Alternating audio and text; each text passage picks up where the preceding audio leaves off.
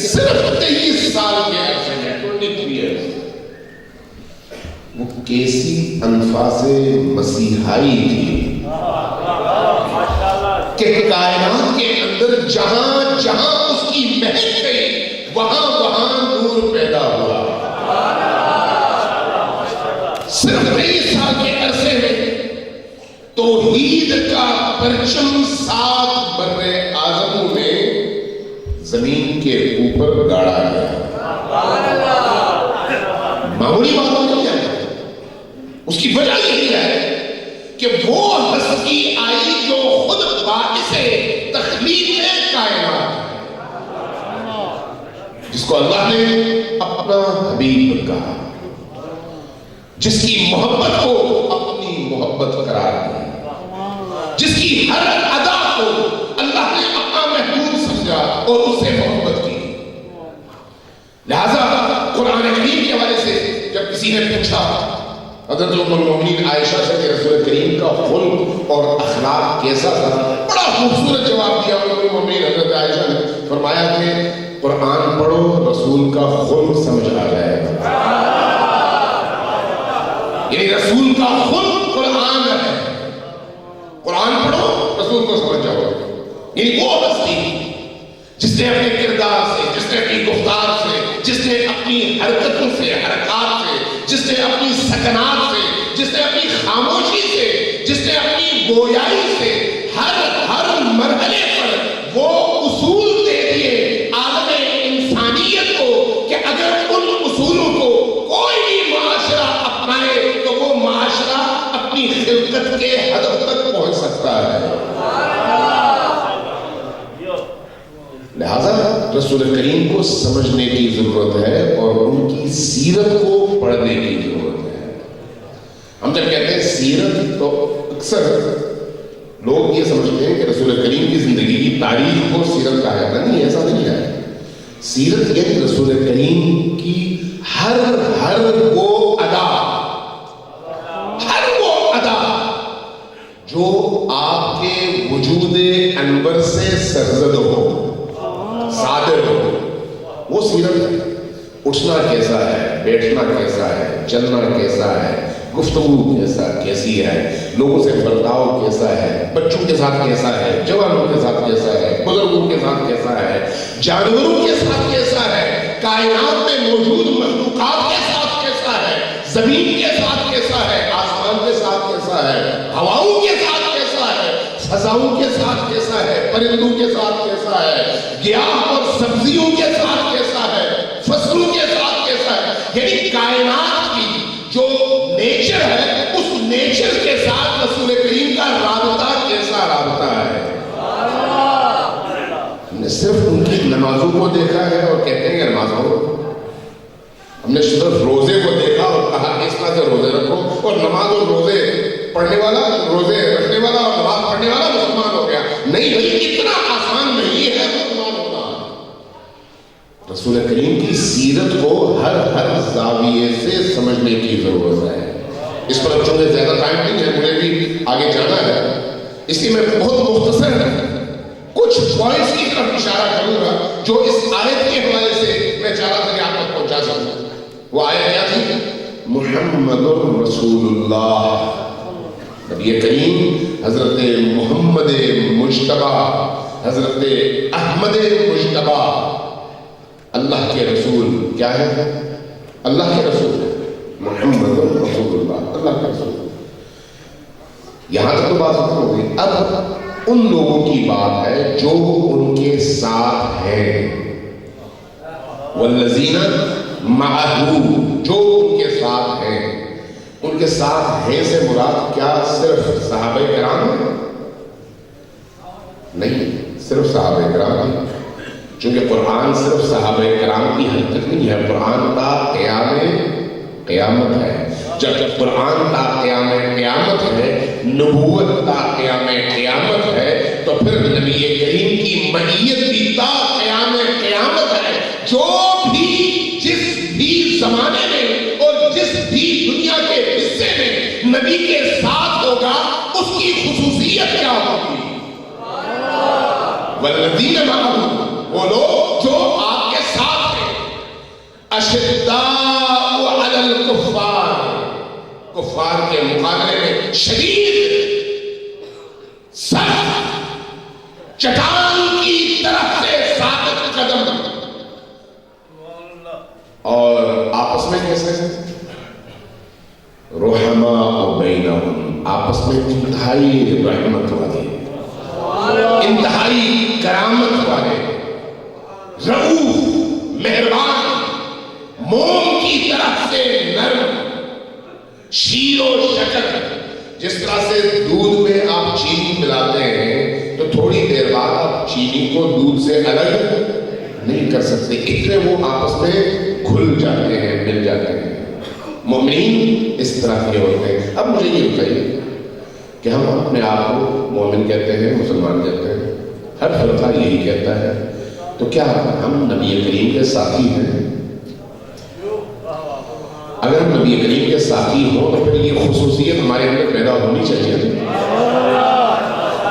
اگر یہ خصوصیت ہے تو یقیناً ہم معہو میں شامل ہیں۔ اگر یہ خصوصیت نہیں ہے تو پھر ہماری منزل ان خصوصیات تک رسائی ہونی چاہیے کہ ہم اپنے آپ میں یہ چیز پیدا کر سکیں۔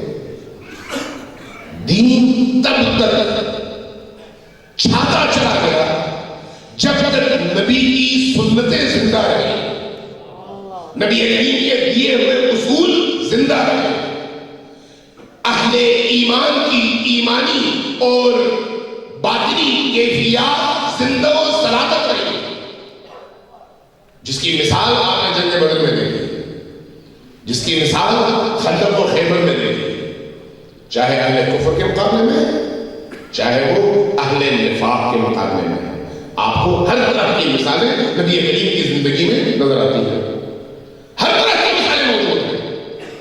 آپ دیکھیے جنگ بدر کیا ہے؟ جنگ بدر مستضعفین کا مستکبرین کے مقابلے میں قیام جنگ بدر کہلاتا ہے۔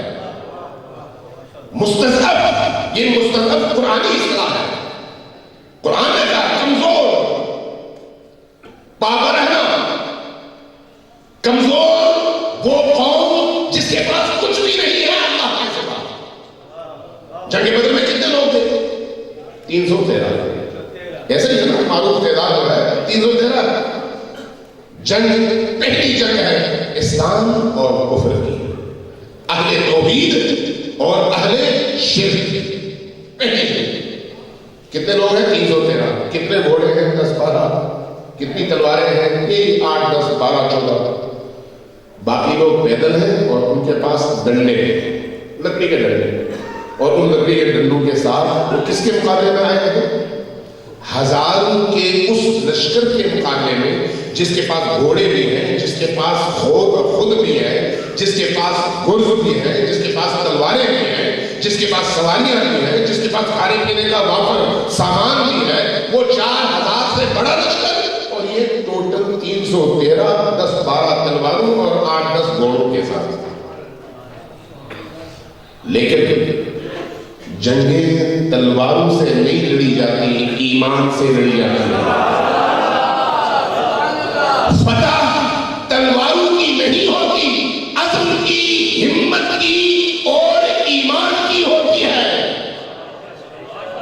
اگر تلواروں کی فتح ہوتی تو آج کربلا مٹ چکا ہوتا اور یزید پوری دنیا کا حاکم ہوتا، لیکن تاریخ نے یہ بات ثابت کر دی کہ ایسا نہیں ہے کہ جہاں پر تلوار ہو وہیں پر فتح ہو۔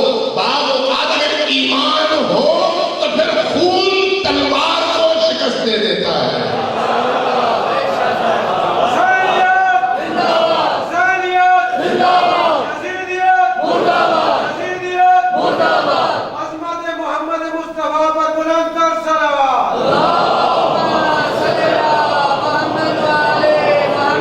جنگ بدر میں کیا ہوا؟ میں ایک مصرع عرض کرتا ہوں اقبال کا، کیا کہا؟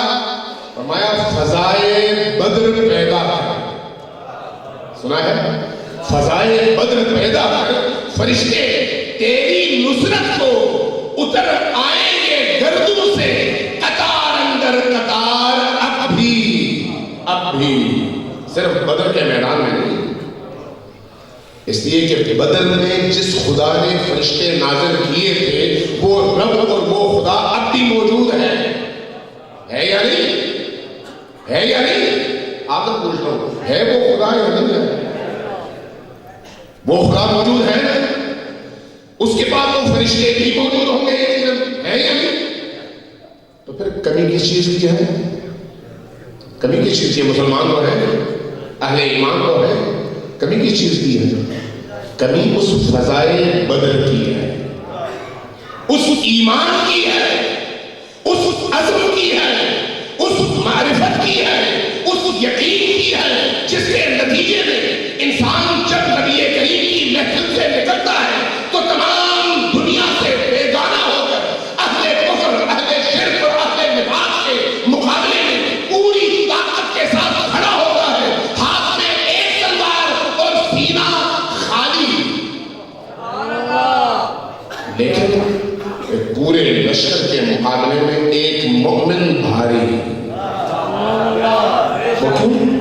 اس لیے کہ سینے میں ایمان چمک رہا ہے، دل میں ایمان کی نورانیت موجود ہے۔ رسول کریم کی تعلیمات وہ تعلیمات، قرآن زندہ کتاب ہے، اخلاق نبوی کا مظہر بھی ہے، اور انسانی معاشرے کو زندہ کرنے کا سبب بھی ہے۔ قرآن زندہ کتاب ہے، مردہ کتاب نہیں۔ نبی کریم زندہ نبی ہے، نعوذ باللہ مردہ نہیں، نعوذ باللہ زندہ نبی ہے۔ ہم سمجھتے ہیں کہ نبی کریم اب بھی، آج بھی، ابھی بھی، اسی ٹائم پر بھی اللہ اور ہمارے درمیان واسطے فیض ہے۔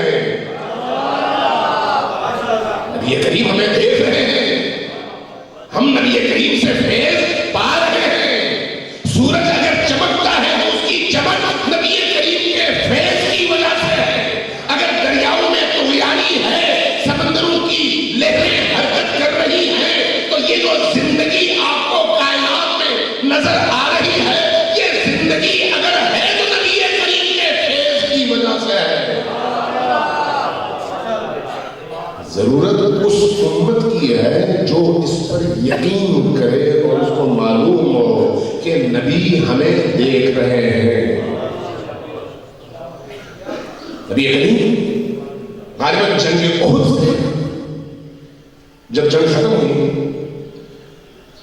بدر میں جو 70 سے زیادہ لوگ مارے گئے تھے، ان کے قبر کے قریب سے گزرے، ان کے قبور کے قریب سے رک گئے، اور پھر ان اہل قبور کو مخاطب کر کے فرمایا، اے اہل قبور، تم نے میرے رب کے وعدے کو کیسا پایا؟ نبی کریم فرما رہے ہیں، اے اہل قبور، تم نے میرے رب کے وعدے کو کیسا پایا؟ غالباً تاریخ میں حضرت عمر فاروق کے بارے سے نقل کیا ہے کہ آپ نے پوچھا کہ یا رسول اللہ، آپ مردوں کو، وہ بھی قبر کے اندر گڑھوں میں دبے ہوئے مردوں سے یہ سوال فرما رہے ہیں، کیا یہ سن سکتے ہیں؟ فرمایا یہ سن بھی سکتے ہیں، اور تم لوگوں سے ان کے کان زیادہ تیز بھی ہیں۔ فرق اگر ہے تو وہ یہ ہے کہ وہ جواب نہیں دے سکتے، پابندی ہے۔ ایسا نہیں ہے کہ آپ قبرستانوں میں جائیں تو جو لوگ مر چکے ہیں ان تک آپ کی آواز نہ پہنچتی ہو، ایسا نہیں ہے۔ یہ لمبی بحث ہے، کبھی انشاءاللہ اگر اللہ نے توفیق۔ کہنا میں یہ چاہ رہا ہوں کہ آیات خداوندی قرآن کی جو 6500 آیات ہیں، یہ آیتیں نبی کریم نے ہمیں اس لیے عطا کی ہے کہ ہم ان کے ذریعے سے انسان بن سکیں، انسان بن سکیں۔ یہ تربیت گاہ انسانی کا نصاب ہے، یہ آیات یہ نصاب ہے، اور وہ رول ماڈل۔ دو چیزیں ہیں، ایک کتاب اور ایک اس کتاب کا عملی نمونہ۔ لکم فی رسول اللہ اسوۃ حسنۃ، اور کتاب کیا ہے؟ اللہ تبارک و تعالیٰ کی طرف سے انسانیت کی ساخت کے لیے وہ نصاب جس کے مطابق ڈھل کر انسان نبی کریم کی شباہت اختیار کر سکتا ہے اور اتباع کر سکتا ہے اور ان کی قربت حاصل کر سکتا ہے. اور یہ قربت فاصلاتی قربت نہیں ہے کہ جو شخص نبی کریم کے ساتھ کھڑا ہو گیا وہ سب سے قریبی ہو گیا، نہیں. سنخیت لوہا اور لوہے میں کیا چیز مشترک ہے؟ سنخ. یہ بھی لوہا ہے، یہ بھی لوہا ہے. ان دونوں کے درمیان جو مشترک چیز ہے وہ ہے اس کا لوہا ہونا، یعنی اس کی سنخیت. نبی کریم سے مشابہت اور قربت فاصلاتی نہیں ہے کہ جو شخص نبی کریم کے مزار اقدس تک پہنچ کر ہاتھ اٹھائے وہ کہے کہ میں نبی کے بہت قریب تھا. نہیں، یہ کافی نہیں ہے. نبی کریم کے خلق و خو اور اتباع نبوی اگر انسان کے اندر پیدا ہو جائے تو آپ کے پنڈی گھیپ میں موجود شخص نبی کے زیادہ قریب ہو سکتا ہے اس شخص کی نسبت جو مدینہ میں موجود ہو.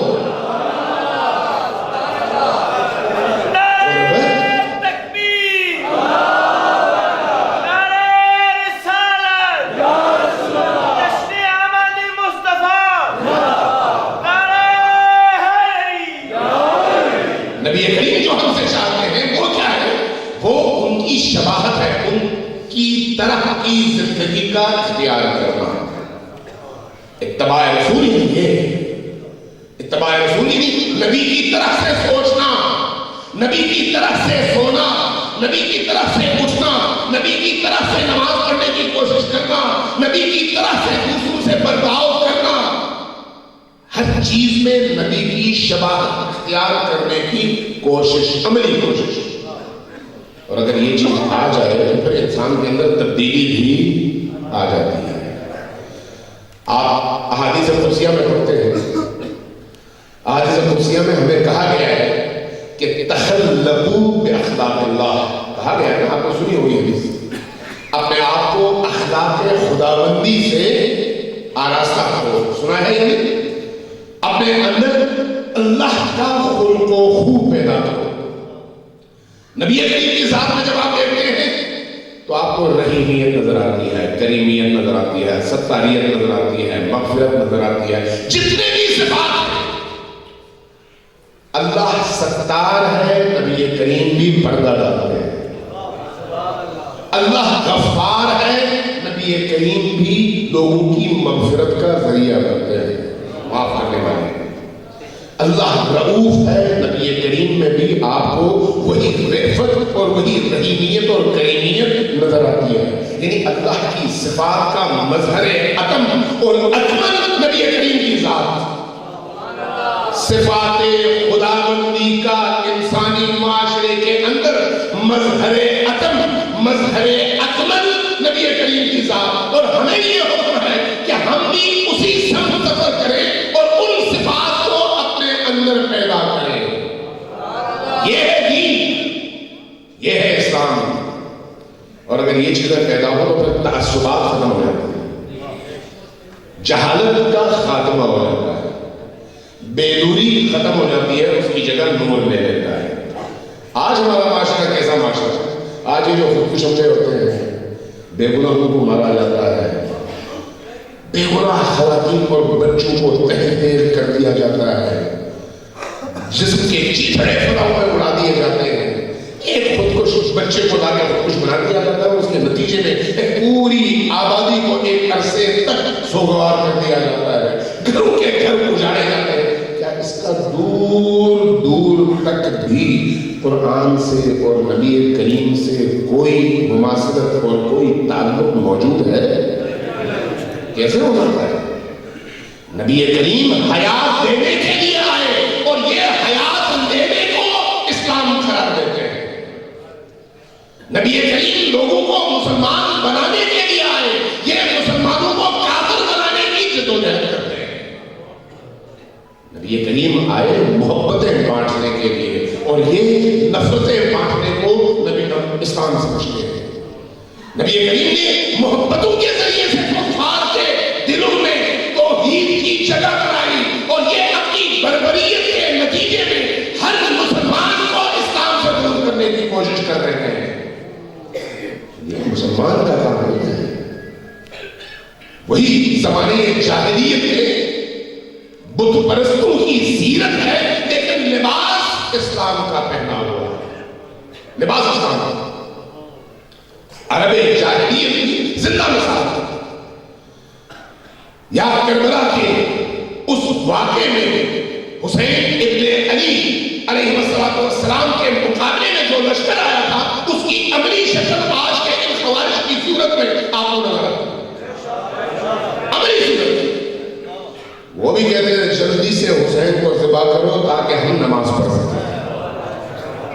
نماز انسان کو کہیں نہیں پہنچاتی اگر نماز کے اندر معرفت نہ ہو. قرآن کی تلاوت انسان کو فنار کر دیتی ہے اگر قرآن کی آیات کو عملاً آپ روند رہے ہو. نبی کریم کی حدیث ہے کہ رب تال القرآن والقرآن یلعنہ. کتنے ایسے لوگ ہیں جو قرآن کی تلاوت کرتے ہیں اور اس کیفیت میں قرآن ان پر لعنت بھیج رہا ہوتا ہے. قرآن کی تلاوت کافی نہیں ہے. قرآن کو اپنی روح میں اتارو. زبان سے نہ پڑھو, اپنی روح کو قرآنی بناؤ, اپنی فکر کو قرآنی بناؤ. اور قرآن میں جو انسان کامل کی صفات کو بیان کیا گیا ہے ان صفات کو اپنے اندر پیدا کرو, تب جا کر یہ قرآن تمہیں انسان بنائے گا اور اس کے نتیجے میں تم اعلیٰ مدارج طے کرتے ہوئے عروج کرو گے, نشو و نما پاؤ گے, تکامل کی طرف جاؤ گے.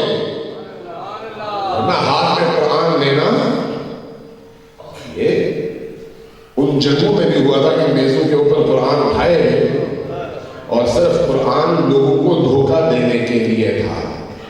اسلام کے نعرے ہمیشہ لگتے رہے ہیں لیکن نعرے سے اسلام کبھی بھی نافذ نہیں ہوتا.